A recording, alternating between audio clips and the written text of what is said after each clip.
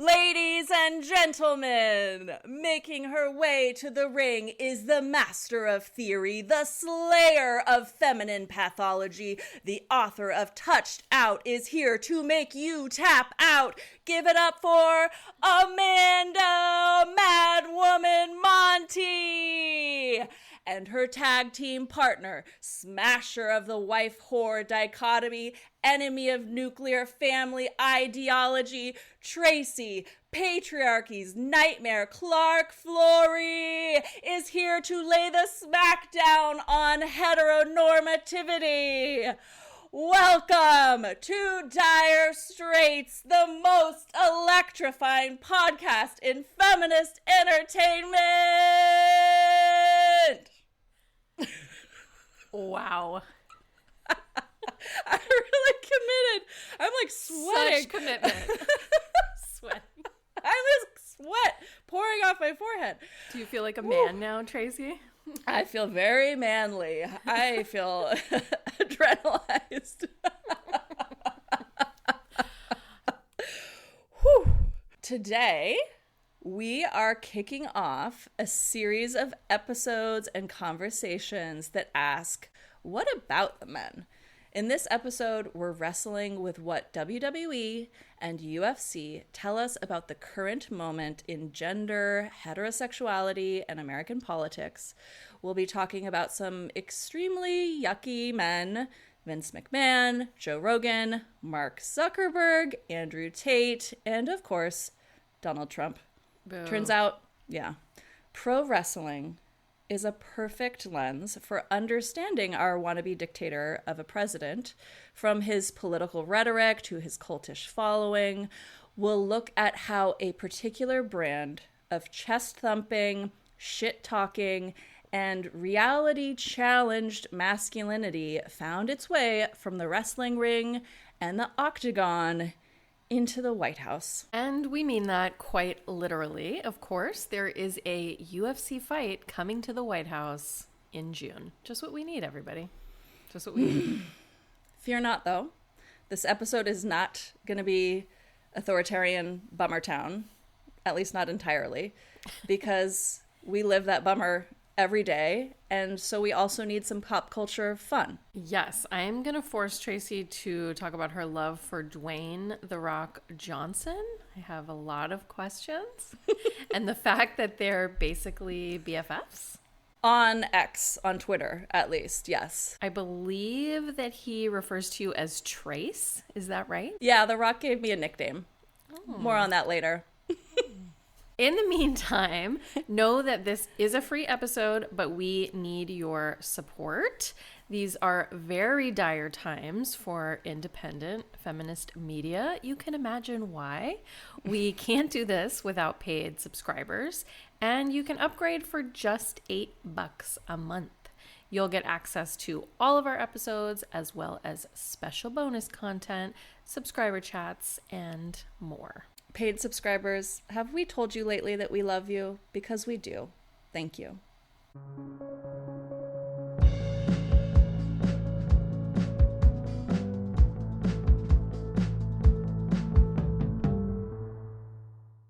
Okay, so Tracy, Trump has a history with both the UFC and the WWE. Is that right? He sure does. Did you know that he was actually in a WWE match? A couple of them, in fact. That is, I mean, not surprising, but also just terrible. I already feel terrible about all of this. There are going to be so many statements of fact in this episode that just feel so surreal. But yes, so he's been in a couple matches. He most notably appeared on an episode of WrestleMania in 2007. It was called the Battle of the Billionaires, and it involved this proxy face-off against Vince McMahon, who was then CEO of WWE. Basically, Trump and McMahon picked wrestlers to compete for them. And when McMahon's wrestler lost, it led to Trump forcibly shaving McMahon's head in the ring. That was the nature of their bet. He is strapped down to a chair, and then Trump, with some assistance, shaves his hair. Wow. And this is the President of the United States, everybody. It's the President of the United States. I honestly cannot even believe that we're here. It's so stupid. I didn't know the depth of how stupid all of this is, and I suspect it's going to get worse. Yeah. I did know that Trump was a longtime WWE fan and that there were links to the McMahons. Yes. And also the same with UFC, right? Trump is also a UFC fan. He is, yes. And he is friends with Dana White, who is president of the UFC, who is also a Trump donor. Trump is often credited with saving the UFC from bankruptcy. Back in the early 2000s, the sport was getting a lot of controversy. John McCain actually tried to ban it. He called it human cockfighting. But Donald Trump promoted the sport at that time and let the UFC stage some fights at the Trump Taj Mahal in Atlantic City. And so he kind of lent the UFC some credibility through association with his name and celebrity. The Trump Taj Mahal. Can we just take a moment for that? Okay. So this idea that Trump is lending credibility also to anything is wild to me, but I hear that statement.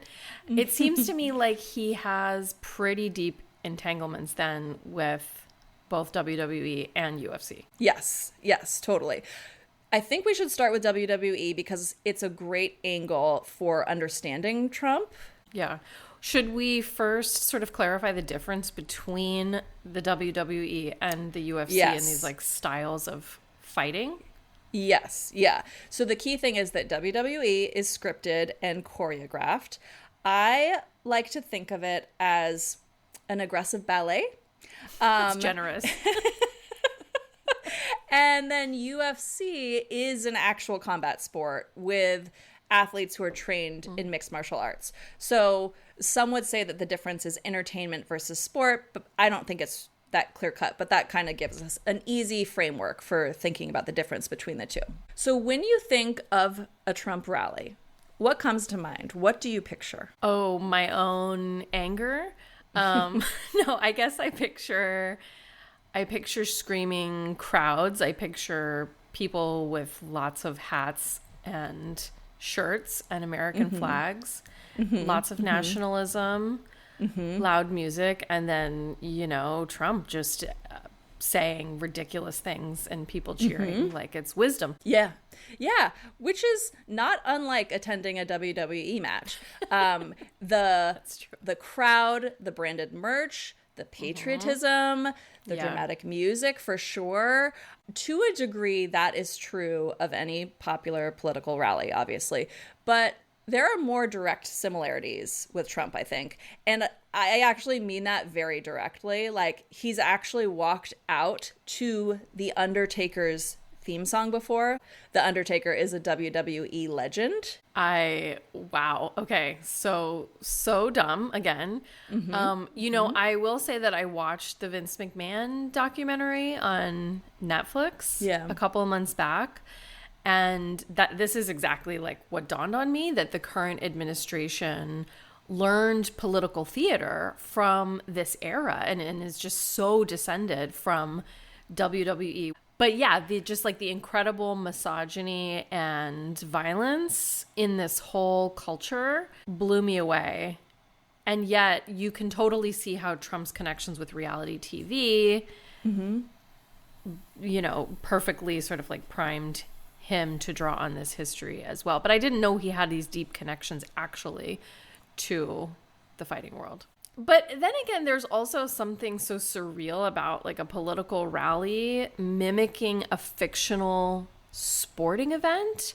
And I think what I found the most interesting about that documentary was the way in which pro wrestling was, totally fake, arguably, but also that the fights and the characters were themselves reflecting American politics. So there were like, these characters who sort of embodied Cold War anxieties and post 9/11 anti-terrorism narratives.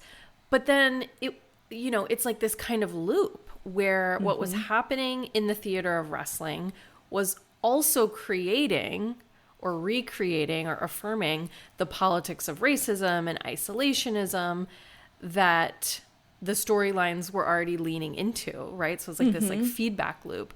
And what really dawned on me, sort of reflecting back on that history, was how the wrestling world was also creating a whole base for these racist and sexist stories about America. You know, there's like so many kids in the audience, and then that of course also fed into and feeds into now, you know, American politics. Yeah. And Trump's base.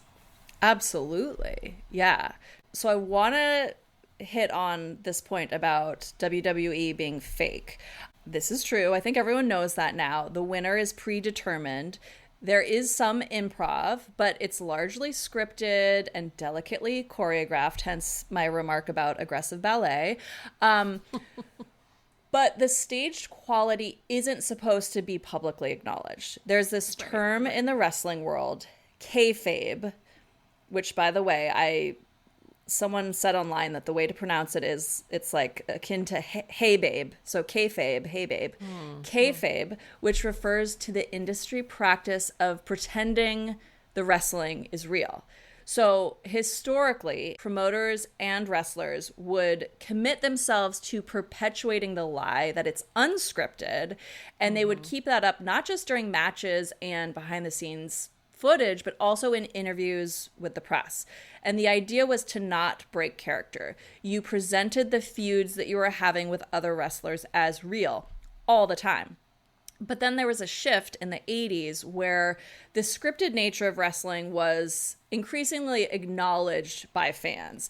And so wrestlers didn't have to stay perfectly in character all the time. So consider The Rock, who I'm going to keep coming back to during this episode, who emerged in the 90s and 2000s. He could fight Stone Cold Steve Austin in the ring, shit-talking in his over-the-top, eyebrow wriggling wrestler persona, but then he could go be Dwayne Johnson in an interview with a mainstream publication and come off as a sweet, tender father who is, you know, good and caring. By the way, I have so many thoughts about his overall branding strategy, but this is not an episode about The Rock. So my point is, he didn't have to sell himself as The Rock all the time. He could implicitly acknowledge that The Rock was a role that he played. Obviously, I think Dwayne Johnson is also a role that he plays, but again, not an episode about The Rock, much as I want it to be. I'm feeling very distracted right now by your relationship with this guy, with The Rock. And it feels like you are breaking with your Tracy character here by acknowledging how much you like this man. I also maybe can't tell. Do you love him or hate him, or is it you love him? Right? I love him. I mean, I do love him, but it's a conflicted love, right? Yeah. And it's also a kind of ironic love. So it's a very detailed love. It is. There's a lot going on with my love for The Rock. There's a lot of nuance. There is a lot of nuance. It kind of has me wondering, like, who is the real Tracy here? Well, that's the kayfabe, babe. Hey, babe, kayfabe. That's the kayfabe. Maybe we'll find out by the end of the show. But so given this shift, scholars have started using this new term, neo-kayfabe, which refers to this more ambiguous maintenance of the lie of wrestling. It's not totally clear what is real and what is fake because so much of the fiction of WWE storylines intentionally overlap with the real world. Well, that sounds a lot like American politics. Uh-huh. Yeah, exactly. So like an example in WWE of this neo-kayfabe would be how, you know, McMahon wrestled in the ring as himself, as a boss wrestling his employees. And I want to give you this quote from the scholar Abraham Josephine Reisman, if you wouldn't mind reading this out. After a while, the producers and the consumers of neo-kayfabe tend to lose the ability to distinguish between what's real and what isn't. Wrestlers can become their characters. Fans can become deluded obsessives who get off on arguing, or total cynics who gobble it all up for the thrills. Truth be damned. Okay, yes. So I feel like I can see where this is going, and I don't love it. Yeah, me neither. So this scholar, Reisman, also said, it turns the world into a hall of mirrors from which it is nearly impossible to escape. It rots the mind and eats the soul. Oh my gosh, this makes me think of like internet brain rot. So, okay, clearly we are all then to some degree neo-kayfabe, right? Because isn't like a rotten mind and an eaten soul just about like where our country is right now? I mean, sums it up pretty well, yeah.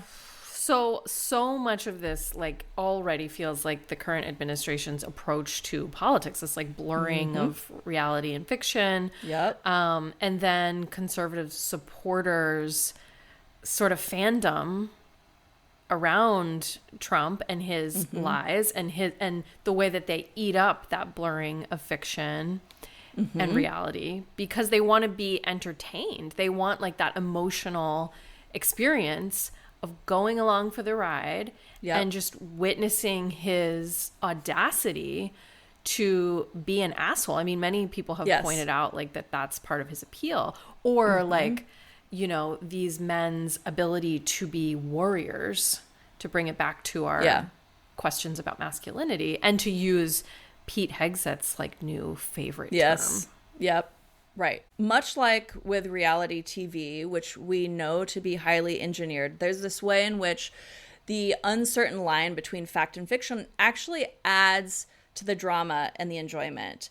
I would actually argue the same thing happens in certain reality-based genres of pornography, like POV shoots and casting couch clips. What?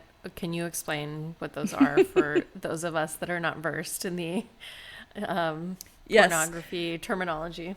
Yes. So POV shoots would be where the camera person is also performing in the scene. Like usually it's a man who is on like the receiving end of some sexual activity, if you will.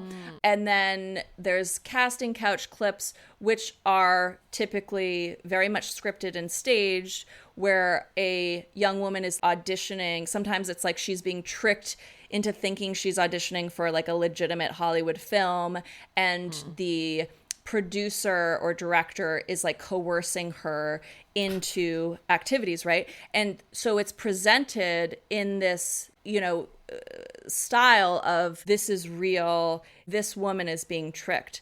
And so you see a lot of that in pornography, this sort of like all the different genre framings that are in the interest of selling the idea that it's real. So it's you know, kayfabe or neo-kayfabe style. That's really interesting in terms of like the coercion narrative, that there's a kind of sexual excitement around. Yeah. But we're going to see that later on with WWE too. Like the way that they really work very hard at creating the impression that there is some coercion and like genuine humiliation happening in some of the cases we're going to look at, you know, with women specifically.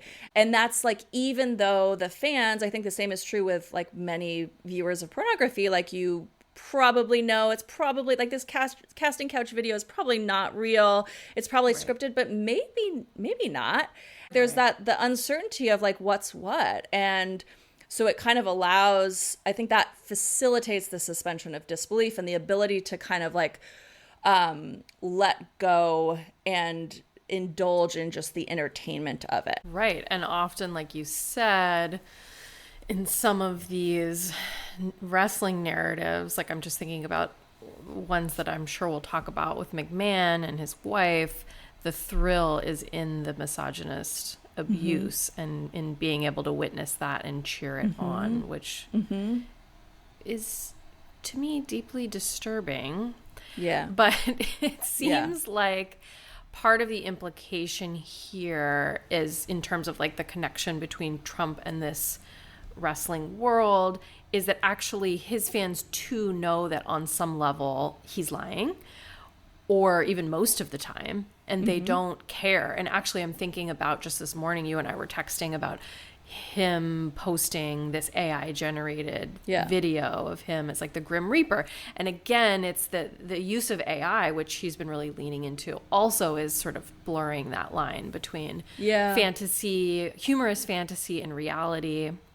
I recently came across a great interview with Judith Butler where Butler spoke to Trump's lies and the curious fact, or often we feel like it's curious, that his followers are going along with those lies. And so I wanted to bring that into our conversation because I knew we were going to talk about this line. My theory is that they actually know he's lying. This is Butler. They know he's exaggerating. They know that nothing grounds many of his claims, but they're thrilled with the idea that he's able to say whatever he wants.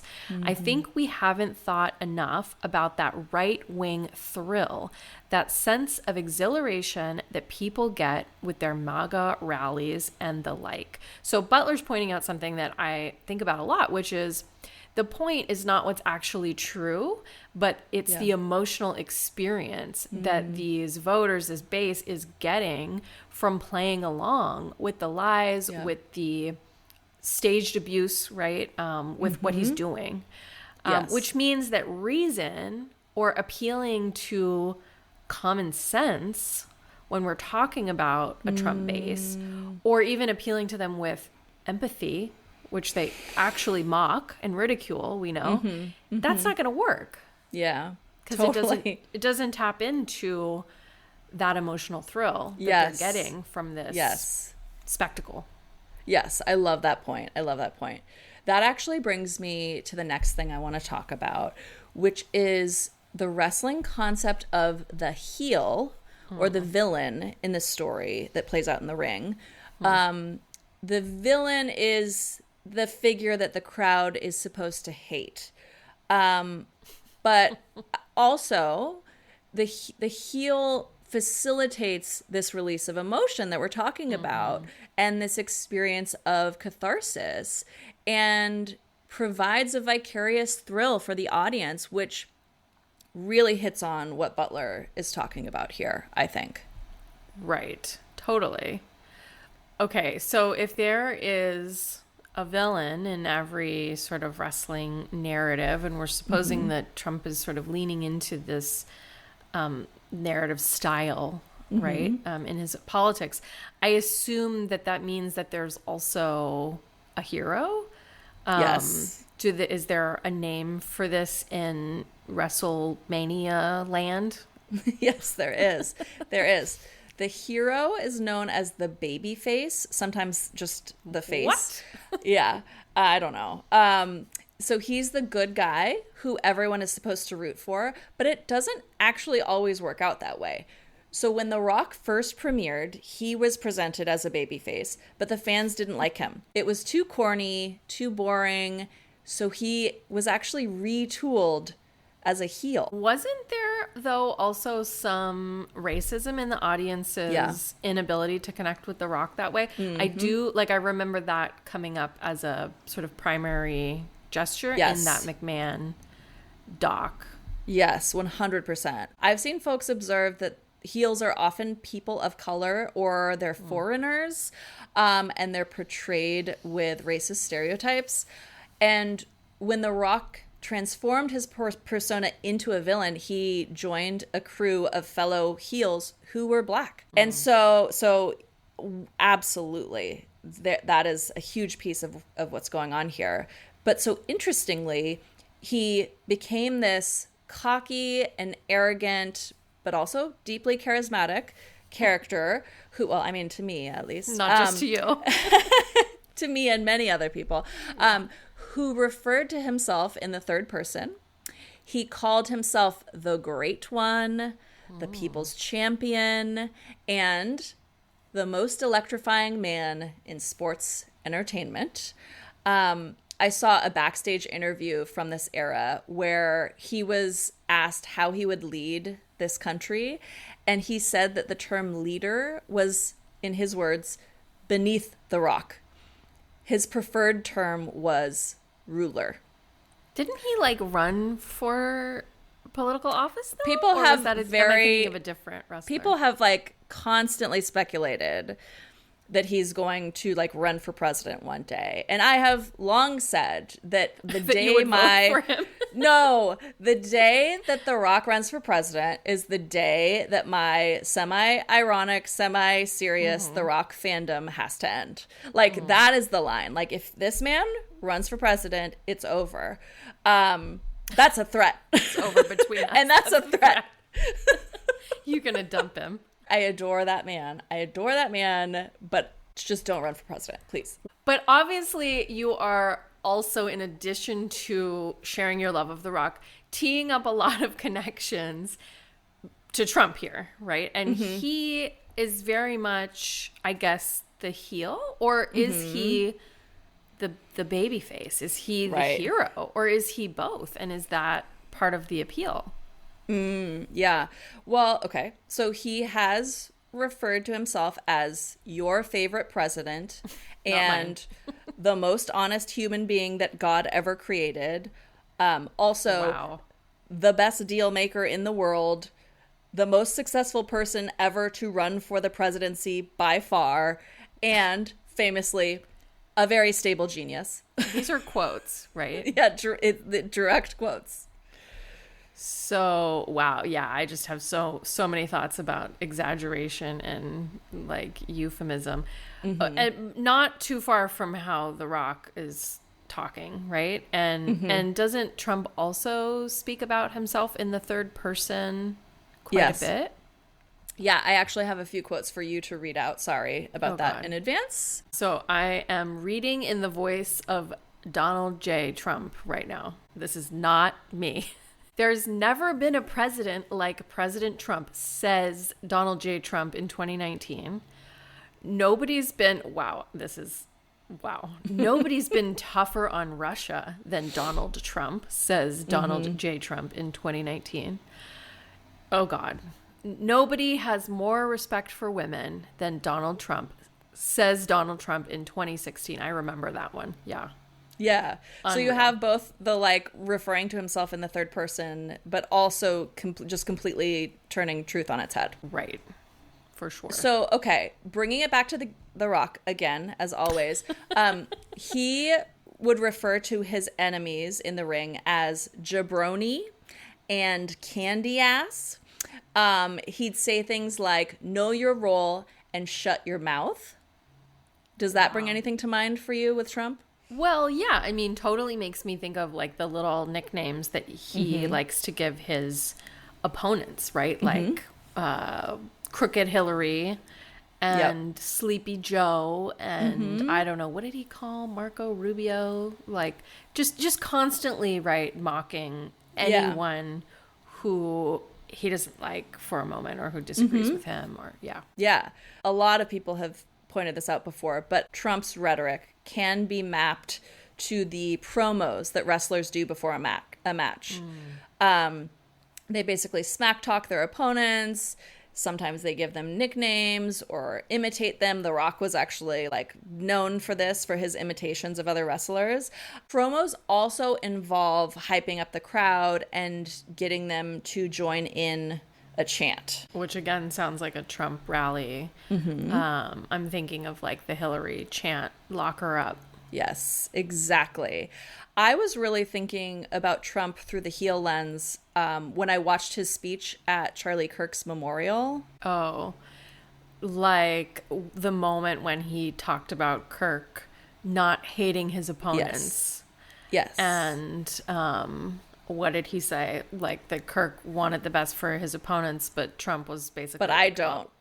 Like that's where I disagree with him. I hate them all. And I hate my opponents. Yes. Right. Yeah, exactly. Right. Yeah. And he like made this gesture towards like, oh, maybe Erica Kirk can help me out and convince me that I'm wrong. But I hate my opponents. Which I think is a perfect example of how Trump uses his own villainy to convey authenticity, because he's speaking the truth, right? He's admitting his own hatred. He's not being the bigger man. He is not the hero. Right. Which people in his base seem to love because it allows them to feel emboldened to do the same and to just openly spew lies and hateful rhetoric. And like we said, like I think many political pundits have pointed out that this is the appeal of him. He's the angry and the sort of vengeful anti-hero. But I mean, a lot of this is also just making me think in the background, like, how deliberate is all of this? How constructed or concocted is this? Yeah, I mean, I think we could really debate whether Trump actually like strategically uses WWE gimmicks in his political stylings, or whether he's just absorbed it as a longtime fan. Like, you know, is it just sort of in his blood at this point?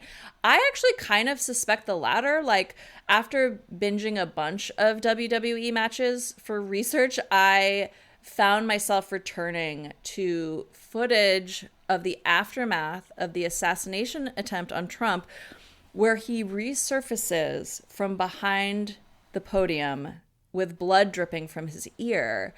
And that image alone felt evocative of WWE, where you might see a performer with blood pouring down his face. I saw many such examples in the videos I watched. But then his spur of the moment response, in the wake of almost losing his life, it felt uncannily like a WWE scene. It appears to be his immediate gut reaction to respond in this way of pumping his fist in the air and saying fight, fight, fight.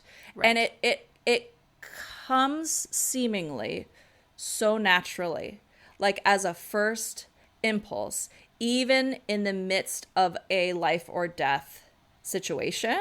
Right. Like what we can see is that this whole propaganda machine, you know, that the administration has, is always at the ready with like, how can we weaponize this moment and turn it into a narrative that places him as either this villain or this hero. Yeah, I mean, he immediately turned this near-death encounter into what has been celebrated as an iconic and rousing moment of triumph for his followers. Like, it's on flags and it's on T-shirts. And some people say that that moment, that visual of him pumping his fist and saying fight, won him the election. That brings me to The Rock again, because he took off after his turn as a heel. So the fans loved him in this role. Instead of booing, they started cheering and chanting along with him. And it was only then, after he won over the fans as a heel, which is, remember, a villain, that he transitioned into a babyface or a hero. And he did that in part through a storyline about rebelling against both the WWE and Vince McMahon, who was at the time a heel character, and portraying, you know, an evil boss type. Right. Well, that's so interesting. And I mean, speaks to like what we were just discussing, like how that slide from heel to hero happens. And in some ways, it seems like that assassination attempt allowed Trump to transform from villain to hero. Right. Like fighting the powers that be, you know, and allowed him to embody both, right, at the same time. Like, he has all these heel qualities, but then he has obviously created this storyline of draining the swamp and coming after the fake news media and fighting his opponents, you know, rising up against them even after they try to take him down. The way that he's positioned his unfounded, disproven claims about election fraud also help with that. He's explicitly dubbed the mainstream media as the enemy of the people, which echoes The Rock's language of the people's champion. In wrestling, the heel is known for breaking conventions and rules. Clearly, that is something that Trump likes to do. He has little respect for the law, the Constitution, morality, women, immigrants, none. Anyone other than himself, really. But when you're rule breaking in this supposedly anti-establishment style, you can then become the hero. I mean, this all just makes my brain hurt, like, which is exactly what, you know, this administration's propaganda does, right? Like, it's ridiculous.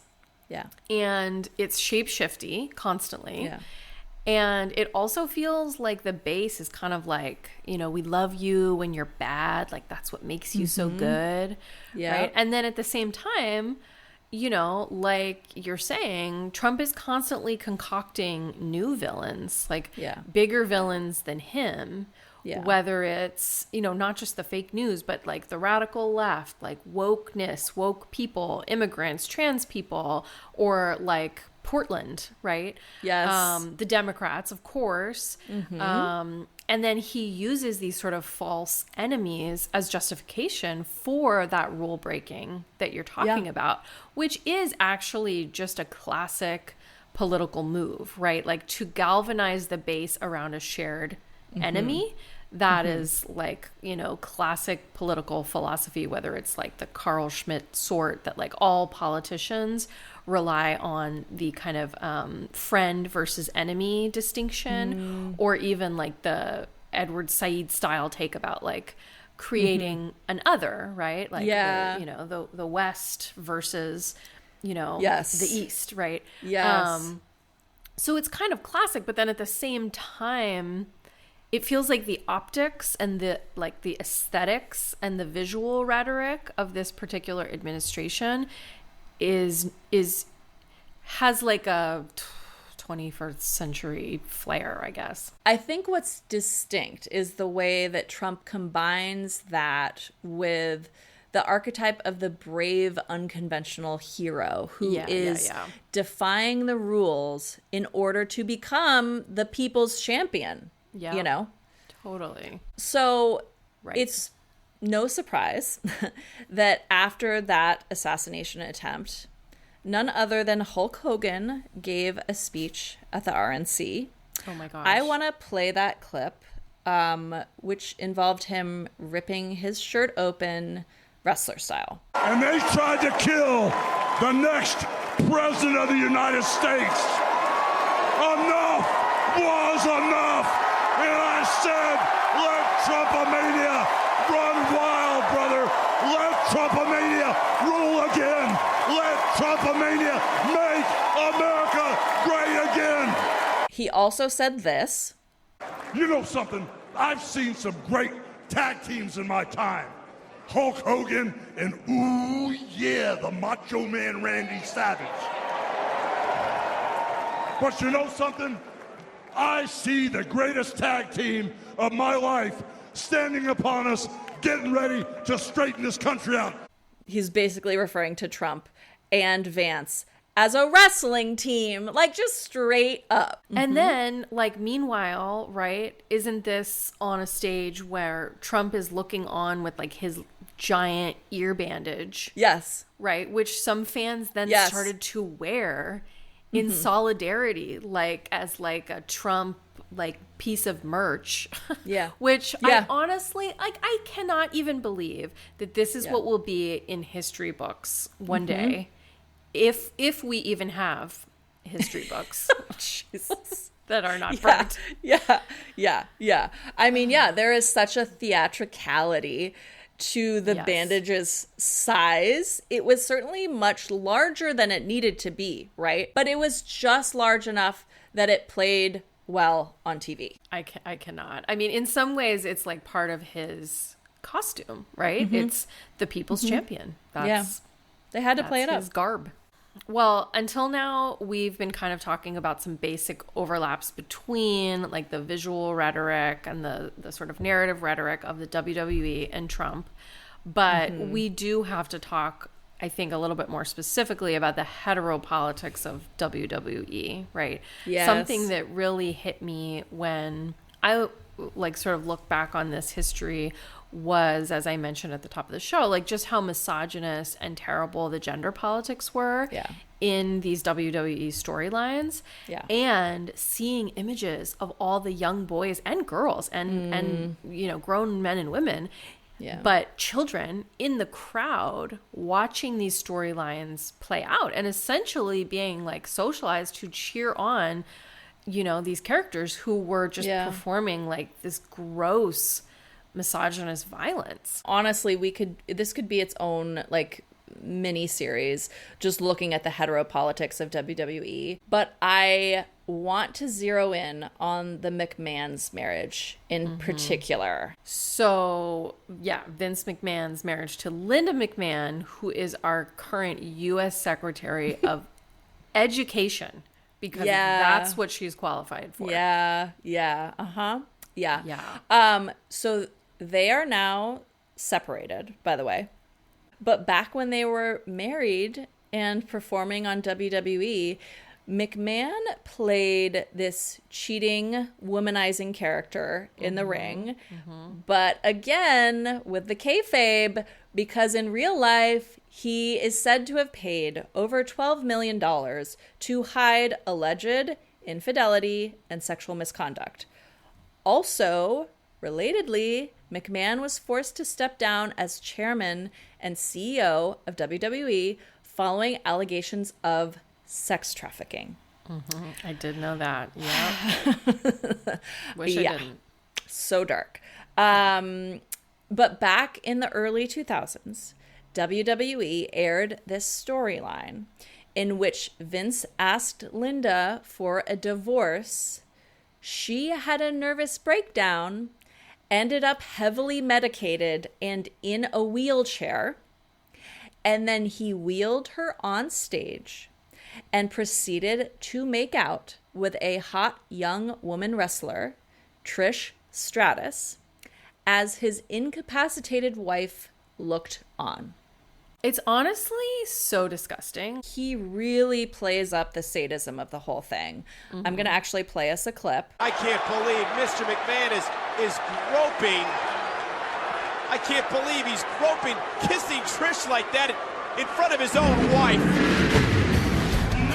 Mr. McMahon humiliating, embarrassing his own wife yet again. Groping Trish in front of his over-medicated wife, Linda. So then in another infamous scene, McMahon demanded that Trish strip down to her underwear in the ring and bark like a dog. In a later scene, his daughter, Stephanie McMahon, also a wrestler, confronts him. You asked Mom for a divorce. Dad, Mom loves you. Don't you know that?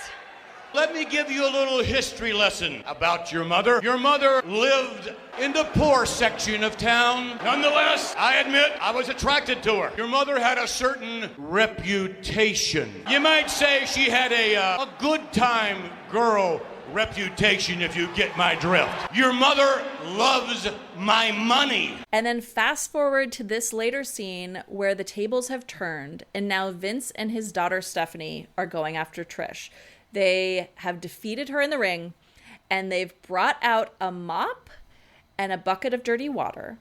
And Stephanie proceeds to mop Trish's face with this brown, like just straight up feces-like water. All right, Stephanie, get the mop. We're going to clean this situation up.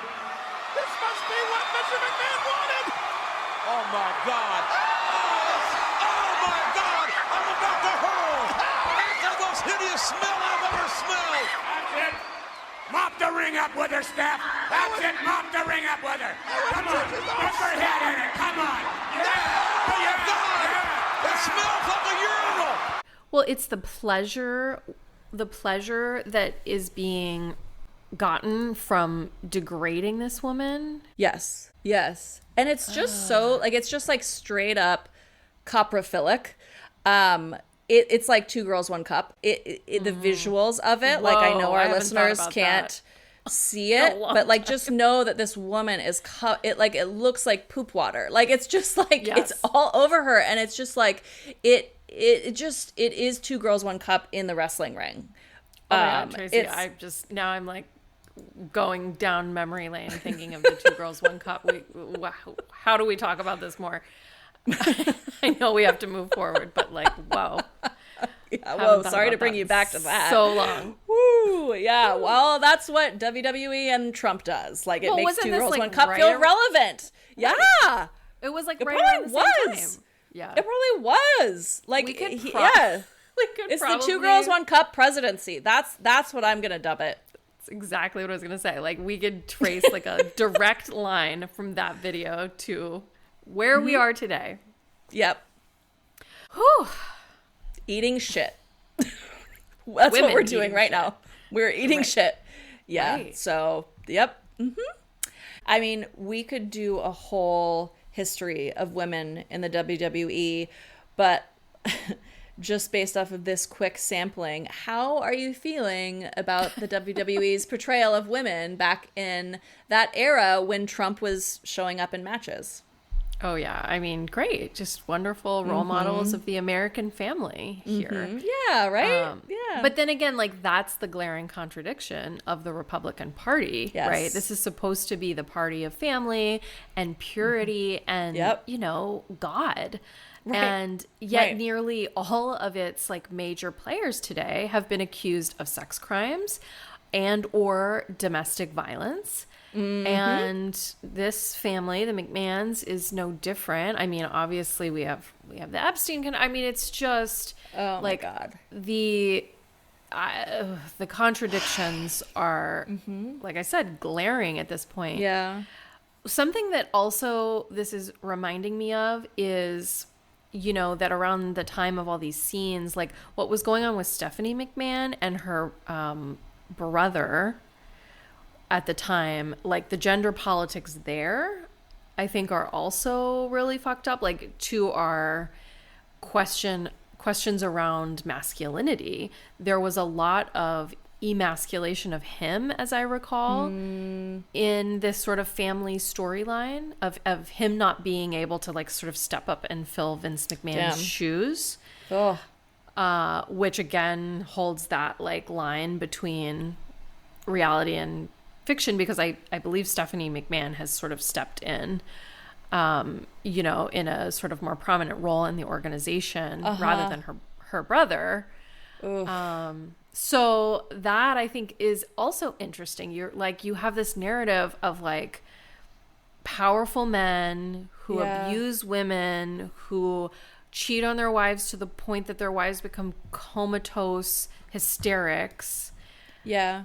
Then you have the woman who's trying to come up as sort of like a girl bossy type figure. Who's more of an asshole than her brother, and therefore he's not man enough to run the organization.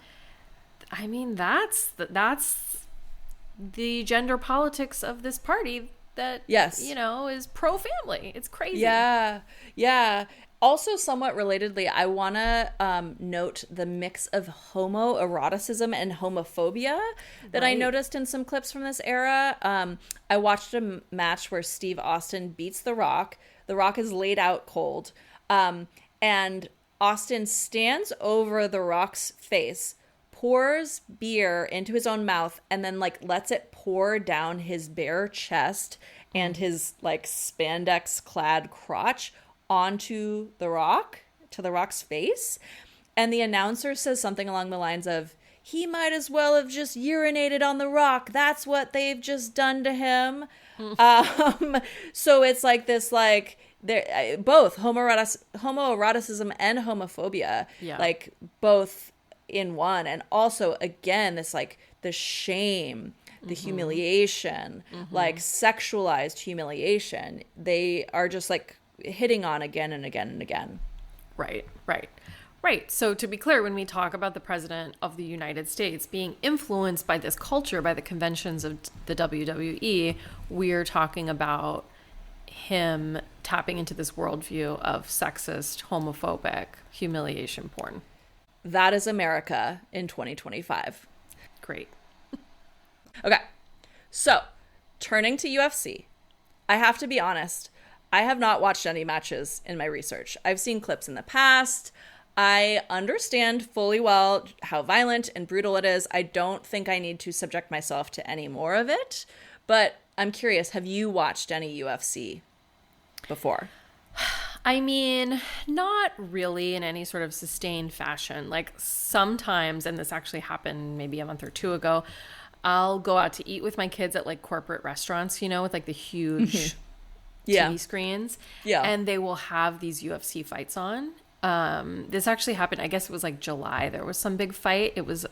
We were at Dave & Buster's for my birthday, which clearly was not my choice. But, and I saw my kids looking at the screen, and like we have a very open dialogue around violent culture, and they know very like clearly like why I don't like them watching violent stuff.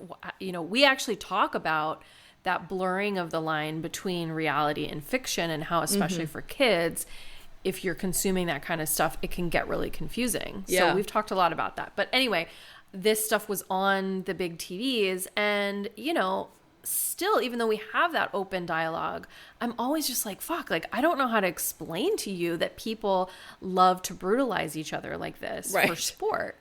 Right. And I think there's part of me that wants to understand this kind of violence as like a form of athleticism, like that also wants to understand like maybe the classism and like my own, like turning up my nose at this kind of culture. Because I know it has like a long and complicated history, but truthfully, like if I'm really, really honest, like I don't care enough to like sort of make that self-interrogation my thing. I don't really want to understand what to me feels like a hyper masculine history of brutality and violence and all this fighting culture, athletic or not. To me, it feels like mini war. Totally. And yuck. Yeah, and especially like given the cultural and political context right now, and what UFC has come to mean and stand for, I think, I feel this much the same. Like I have very little energy for, trying to kind of understand it as a sport, because, remember how I mentioned that Trump was credited with having saved the UFC from bankruptcy back in the day? Well, that favor was returned in 2024. In the lead up to the election, Dana White, president of the UFC, was pivotal, according to the New Yorker, in brokering relationships between Trump and certain hosts among the canon of broadcasts, as they put it. That includes people like Theo Vaughn, the Nell Boys, Joe Rogan, and all of these guys helped Trump. But Rogan was a huge influence on the election. Right. Any sort of analysis here that I think would be more generous around like the class and racial politics of like the fan base around something like UFC, like to me, it always comes back to, but who are the people that are making all the money off of this? And it seems to be primarily white Republican men, which I think what you're sharing underlines that. And you said that, Trump himself, right, is a UFC fan. Yeah. And I don't know, I just can't help but picture like him in his little fucking White House media room or whatever watching these fights and then waking up the next day and giving away people's rights. Yes. And it's just, it's so depressing. I thought this episode was not going to be depressing. Well, okay, we will get back to The Rock soon enough. So we'll have our fun again. Which is uplifting, at least for you. But like, so, yes, it is for me. Maybe I can help you get there. But so Rogan, like his fandom of UFC runs deep and his history with UFC runs deep. Back in the day, he was a backstage fight interviewer and a commentator. He's also close friends with Dana White. I also feel like we need to mention like the Mark Zuckerberg of it all too, right? Because what you're revealing is that the current administration isn't just relying on the visual and narrative rhetoric of fighting, as we've clearly plotted out, like how they're doing that, but actually, again, it's these corporate connections and the money that is fueling this political moment. Yes. Yeah. I mean, so we know that Zuckerberg appeared on Rogan's podcast. Did you just coin that? Yeah. I like every time I say his name, I want to say that, like Zuckerberg. Like I just like, and I just committed to it in this moment. That will stick in the Dire Straits lexicon. Zuckerberg. Yes. Yes. He appeared on Rogan's podcast after Trump's win, remember? He talked about his love of jujitsu and MMA, which we talked about a little bit in our Tech Bro episode. Right. But he also told this story about being surrounded by girls and women, having grown up with 3 sisters and now as the father of 3 daughters. He talked about what it meant for him to discover MMA and his own masculinity, how he likes to, get together with his guy friends and beat each other a bit. He says that MMA helped him find himself, that it helped him see how the corporate world has been neutered and that it needed more masculine energy and aggression. Remember? Do you remember all that? Oh my gosh, yes. And I mean, I think this is something that we're going to keep coming back to in our explorations of how heteromasculinity is sort of manifesting today. Like this idea of finding yourself through these aggressive... beating each other a bit. Yeah. Yes. Like, I just don't understand why these guys can't find themselves or their sense of purpose in the world in literally any other way. Like, I know, it's like Garrett Buck says, it's like, host a fucking potluck. Like, right, like what a failure of imagination. Like, Jesus, stop beating each other into the dirt. Like, right. Like, God. Is this fun for you? I don't get it. Yeah. Yeah. So after that appearance, as we already discussed on the Tech Bro episode, I wrote about how his narrative really aligned with the language that you see in the red-pilled manosphere, but also in the decades-long history of men's work groups where men, essentially get together for like what I would call masculinity workshops. Which is what we need more of in the world, are workshops on masculinity, how to be toxically, violently masculine. Great. Yeah, exactly. Yeah. And a recurring theme in these workshops is hand-to-hand combat. Like, it often involves men getting together in the literal desert and wrestling each other in the dirt. And these exercises are like explicitly framed as being a way to heal from the feminizing influence of moms and of feminism. Like, it's very much this like what Zuckerberg was saying about this, like the neutered corporate world, right? Like, it's reclaiming your manhood from mommy, from feminism. And there's also a lot of rhetoric around returning to your primal roots and even like reclaiming prehistoric, like explicitly prehistoric masculinity.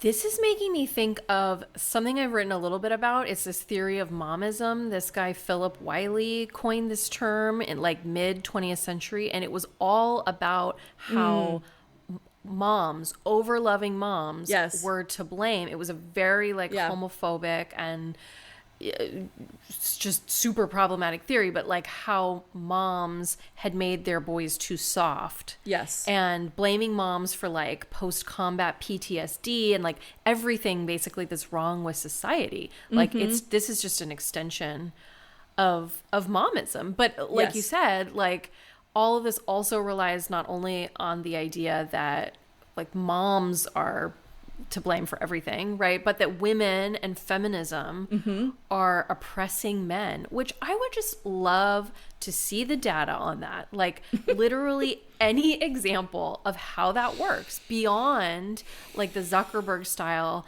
of like, there's this pressure to like not harass women coworkers, right? Or like, I don't like that I have to think about DEI. Yeah. You know, right. like this is emasculating me because I can't just say whatever the fuck I want, however insulting and uncomfortable it makes anyone who's not a white man in my workplace. Like, where is the data? And then why does men wrestling each other fix anything? Like, what is the goal here? Is that it's going to heal us? Right. I don't, right. Like, what, like, make sense. Make it make sense, guys. Right. No. Yeah, I know. Yeah. I mean, UFC, MMA, WWE, they all fit perfectly with this backlash to feminism, to women, to wokeness, like fighting, violence, aggression. They're all part of this symbolic reclaiming of masculinity and men's culture that, at least in this worldview, has supposedly been taken from men. Somehow. Right. As if it's still not like the dominant framework. Well, and speaking of like combat sports and the manosphere, I'm recalling that after Trump took office, a travel ban, I think, was lifted against Andrew Tate, who faces rape and sex trafficking charges in the UK. And it's said that Trump officials took an interest in the case. Barron Trump is reportedly a fan of Andrew Tate. Yeah. Yep. Yeah, and Tate is a former professional kickboxer, although I hear he was a really bad one. But glad you got that dig in. Oh, I'm sure he's listening right now.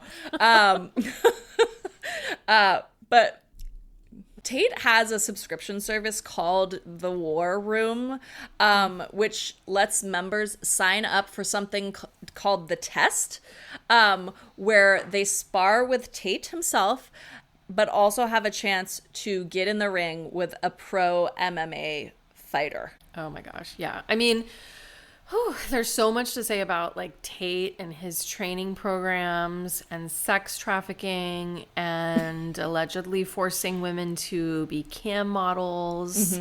But without getting too off track on Tate as a figure, I mean, I think this all puts this upcoming actual UFC fight at the White House, I can't believe I'm saying that, in an interesting light. Like, the administration seems to be taking its cues from the manosphere. It's taking these manospherian tests, these opportunities for men to prove themselves as men. And this trend of men literally fighting to, I guess, again, I don't know what the goal is here, and then turning them into this national authoritarian spectacle, which feels like very Greco-Roman, which I guess is like maybe the point. Yeah. If there's a point. Yeah. So the fight is going to take place on the South Lawn of the White House as part of the United States 250th anniversary celebration. Again, like sentences I can't believe I'm saying. Earlier this year, Trump invited the fighter Conor McGregor, who is Irish, to the White House as part of a St. Patrick's Day celebration. We could also do a whole pod episode on McGregor, but for now I will just say he has been found liable for sexual assault in a civil case, much like Trump, who was found liable for sexual abuse. McGregor is also anti-immigrant. He's directed racist taunts at his opponents.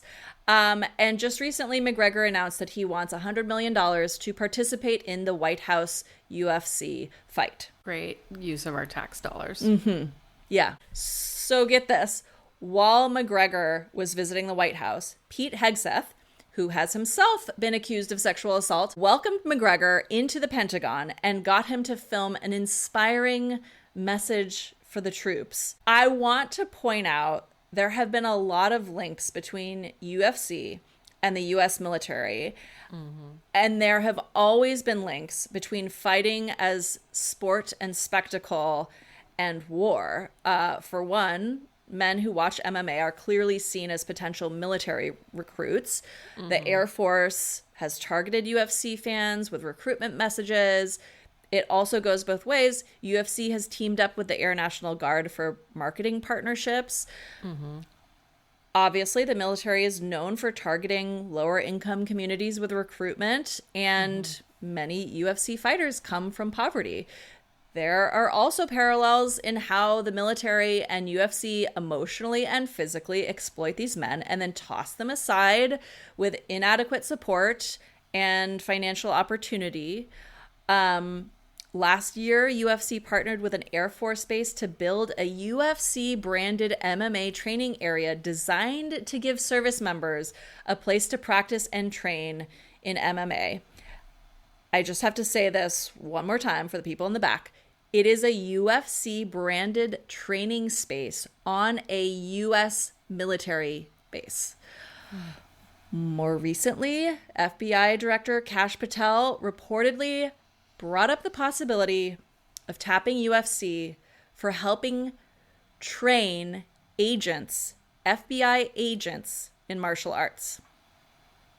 Like, FBI agents trained with the help of UFC. You cannot make this stuff up. No, you really can't. Or I guess they made it up and then they just made it reality. Yeah. It's their playground. You know, exactly. Right. A playground of war and violence. Yeah. Yeah. This is also making me think about Pete Hegseth and Donald Trump flying in all of the United States generals and admirals to deliver speeches about the importance of, oh my gosh, I don't know, getting rid of facial hair. And what did Hegseth say? Like meeting the highest male standard and ignoring international law in war and, you know, of course, like allowing sexual assault and, you know, getting rid of DEI in the military and all the other things he implied he would do. And as Trump put it, turning American cities into training grounds for our military. Yeah. Which, of course, makes me think of ICE and then the kind of like manosphere to ICE pipeline, which I know you and I have been kind of talking about behind the scenes, and I'm sure we'll talk more about in other masculinity episodes. And then the way Hegseth said FAFO, right, which has been linked to the Proud Boys.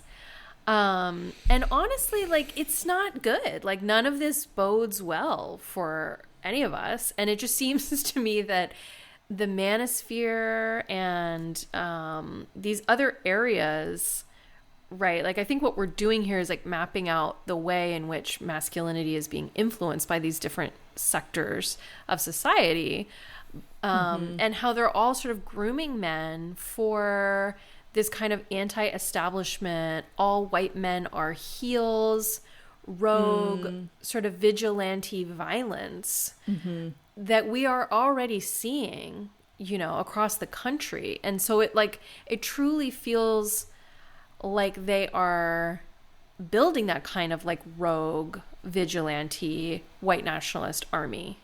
Yeah.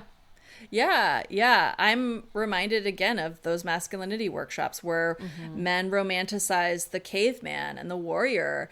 They bemoan the lack of initiation rituals for men in modern society.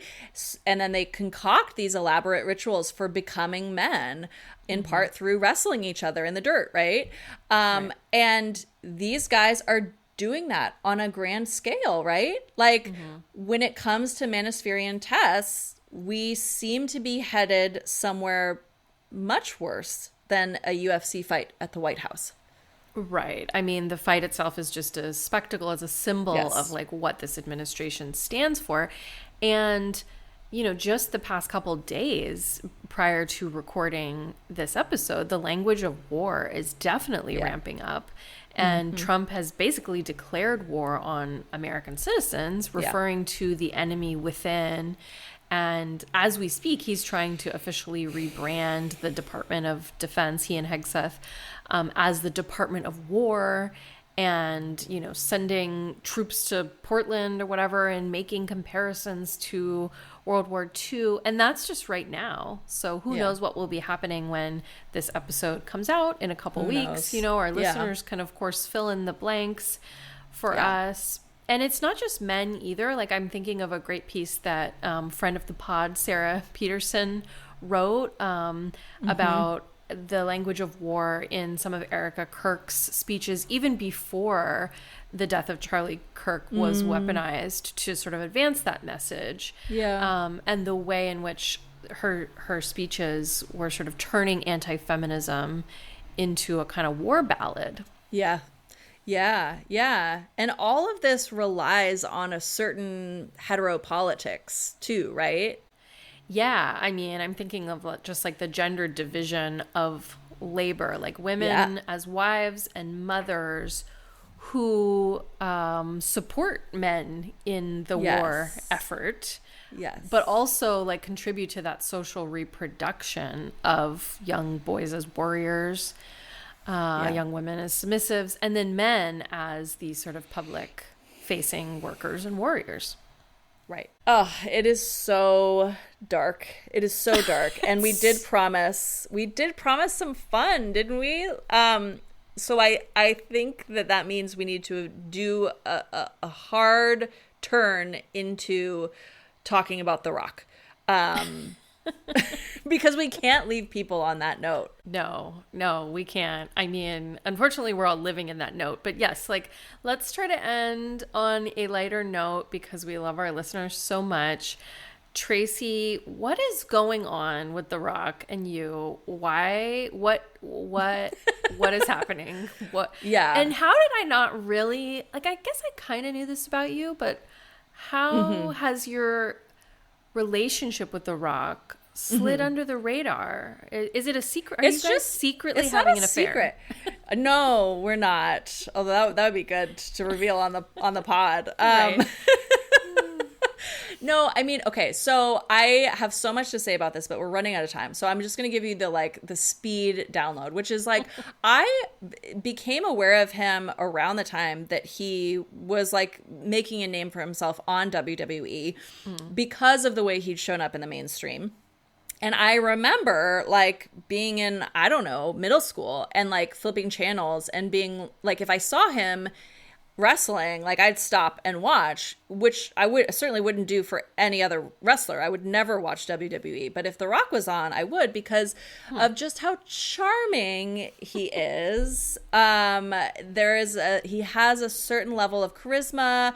I also find him to be a very beautiful man, and so it's like my appreciation of The Rock goes far back, but I think always nestled in my appreciation of The Rock has been this like deep feeling of conflict because of his associations with WWE and everything that it stands for, as we just summarized at length, and also because of this like this his masculine presentation, right, the over the topness of it, but that I actually have to say, like, I appreciate almost on like a level of camp, but let's not get into that. That is a whole other side tangent.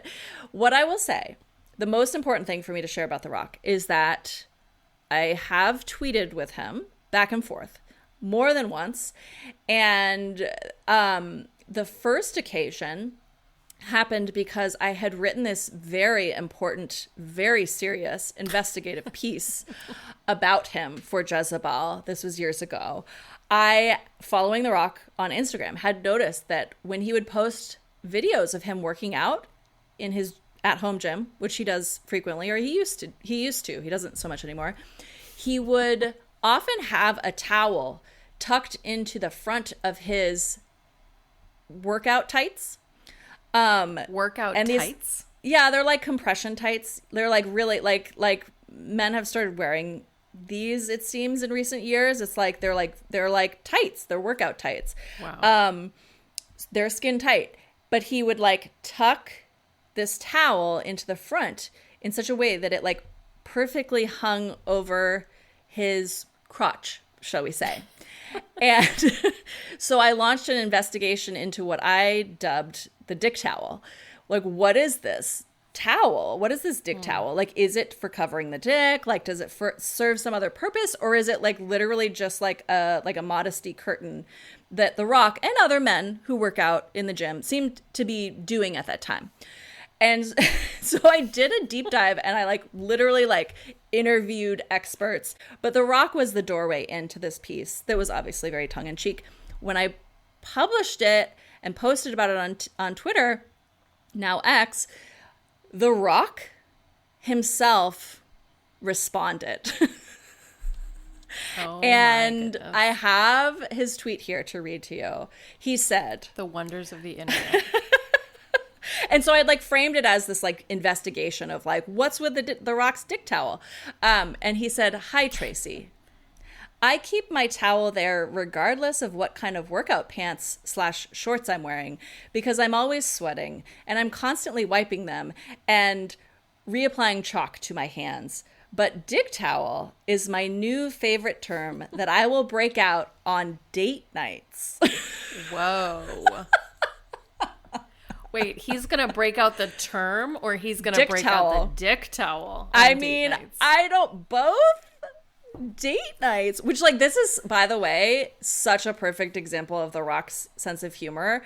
And then like he follows it up with like crying smiley face, like laughing smiley face, and then 2 emojis of a glass of whiskey, which it's just so him. If you know The Rock, and he has his own like, of course, brand of whiskey, it's just, I can't even, it's so The Rock.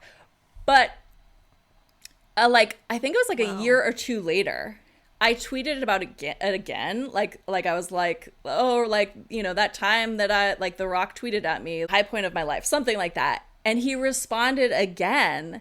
And he said, wow. He said, DT, it's now affectionately known as lol, meaning dick towel, still gets a belly laugh out of me. Thanks, you Trace. I don't. Wow. Thanks, THX, and then the letter U, Trace. With a laughing, crying emoji and a little fist bump.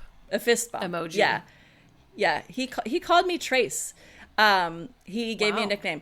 And like The Rock uses this towel when he works out, which is constantly, and he now calls it DT, which is another way of saying that The Rock thinks about me every time that he works out, which is always, all the time.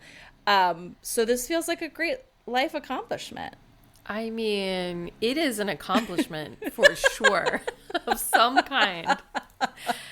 And what a story. I don't even know what to I think I'm so fascinated by him as like the meathead quality of him as being a possible type for Trace. Trace. But I am also actually really fascinated by the concept of the dick towel, the DT. Mm-hmm. And yeah, I think on that note, on the dick towel note, we are going to end. And if you like this episode, if you like dick towels, if you like The Rock, if you do not like the current administration at all, you can upgrade to a paid subscription. Remember, for just $8 a month, which is less than the cost of a pack of dick towels. We checked. It's true. Oh, yeah. Okay, good. And, you know, more importantly, you will help make this podcast possible and get a bunch of great perks. And you can just head over to our Substack at direstraitspod.com to upgrade. That's Straits with a GH. You know you want to pay to support the most electrifying podcast in feminist entertainment. Don't be a jabroni. You candy asses.